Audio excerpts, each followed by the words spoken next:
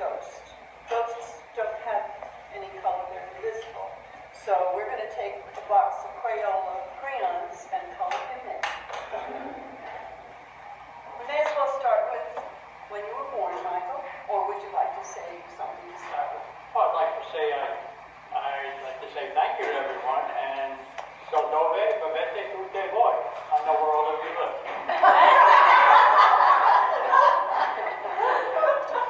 I'm pretty sure you were born in the 50s, so let's start there. They were golden years in everybody's life at that time. The victorious after the war, everybody was happy.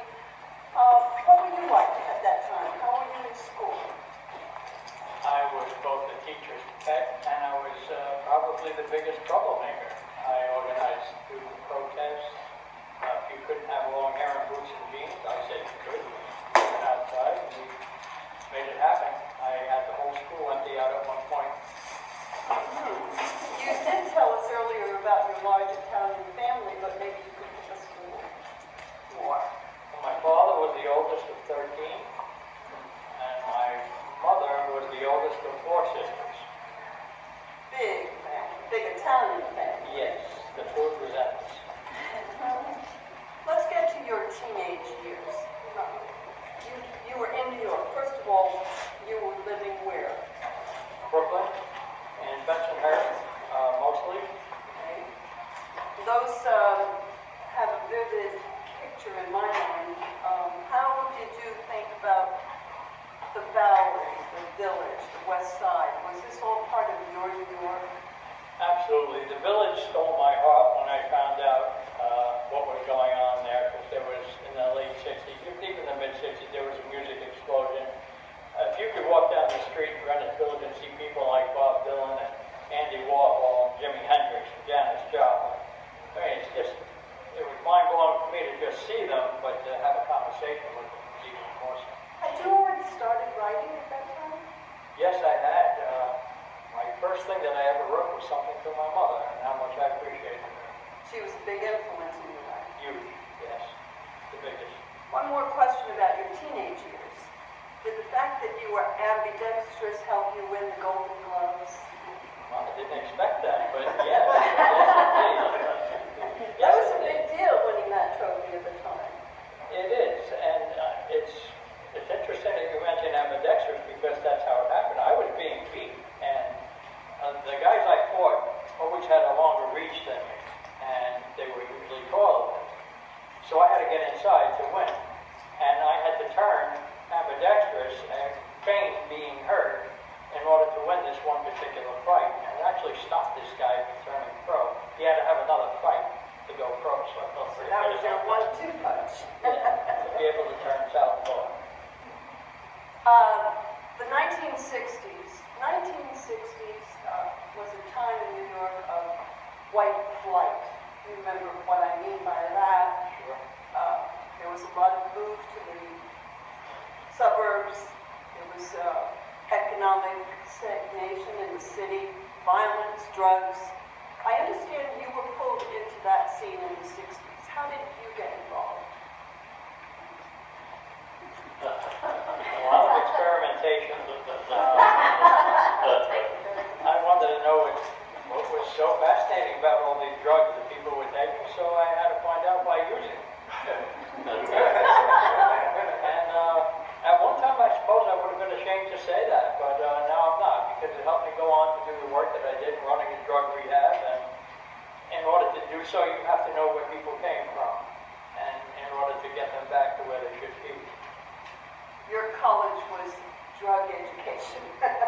Yeah, besides a little bit at John Jay and Columbia. Very good. Excellent. You did move to Greenwich Village, and at that time, Greenwich Village was the focal point of new movements and ideas, art, politics, culture, bohemian lifestyle, the white drugs, the heavy drugs. A lot of music. What was your interest in music? Well, it stemmed from growing up on Long Island, next door to a drummer for Tommy James and the Shondells. People may remember those songs like Moni Moni, I Think We're Alone Now, Crystal Blue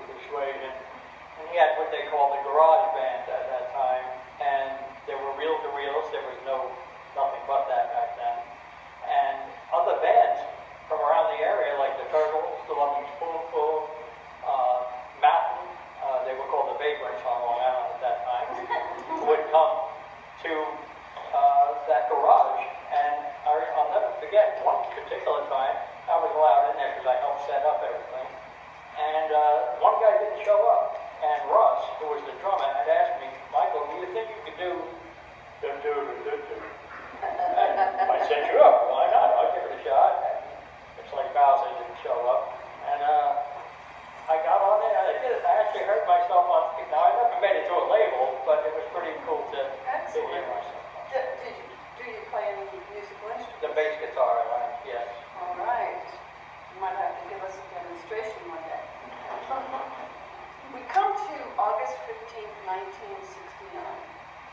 I know that that's a date that is very near and dear to your heart. And I know, we all know it's Woodstock. But I want to know about behind the scenes. I understand that you were privy to a lot of things that are not really known to the general public. Could you tell us a little bit about that? Sure. I was friends with a radio DJ in New York by the name of Scott Muni, and I also knew Allison Steele, who was known as the Nightbird.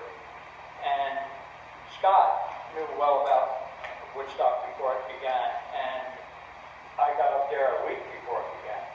So, having had met Jimi Hendrix, Carlos Santana, and Richie Havens all before they even got up there, I was able to get backstage and speak with those people in the pavilion and not have to be amongst everyone else, sadly, in the mud and the water. And, you know, that was never ending.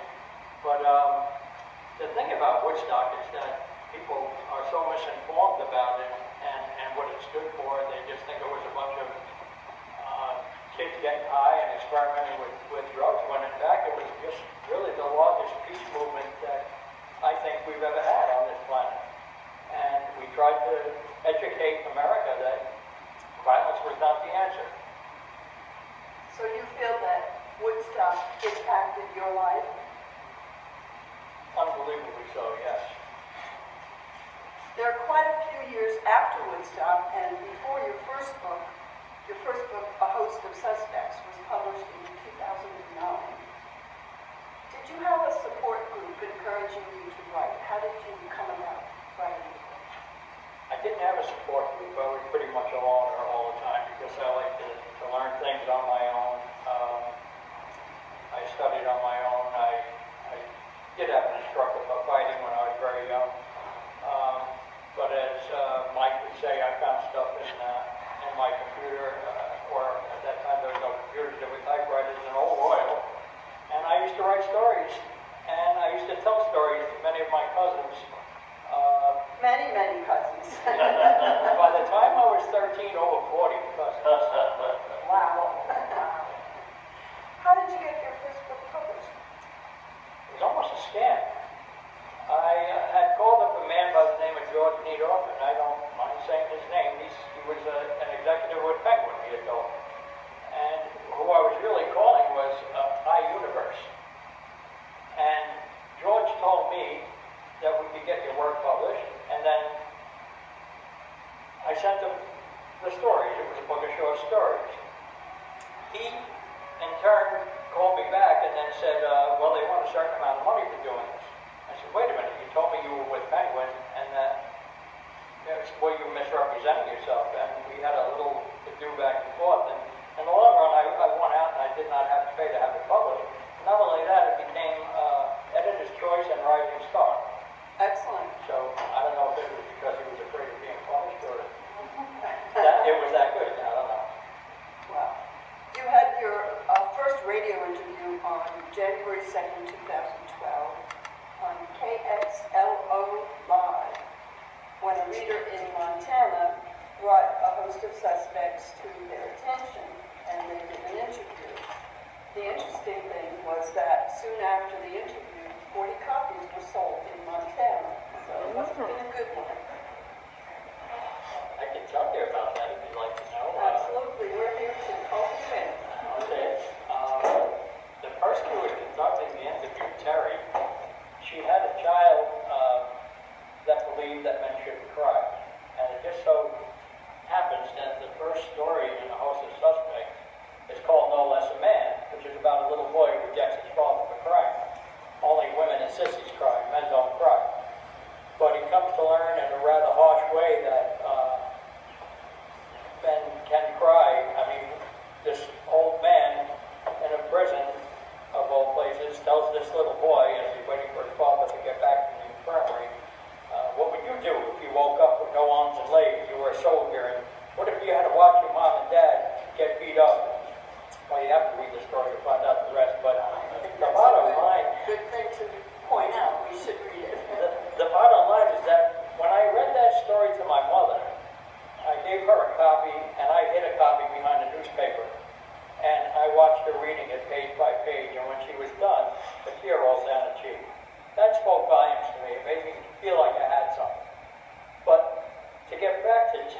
did the interview, she read that story to her son, who did believe that only sissies Yes. cried, and it just turned his thinking completely around.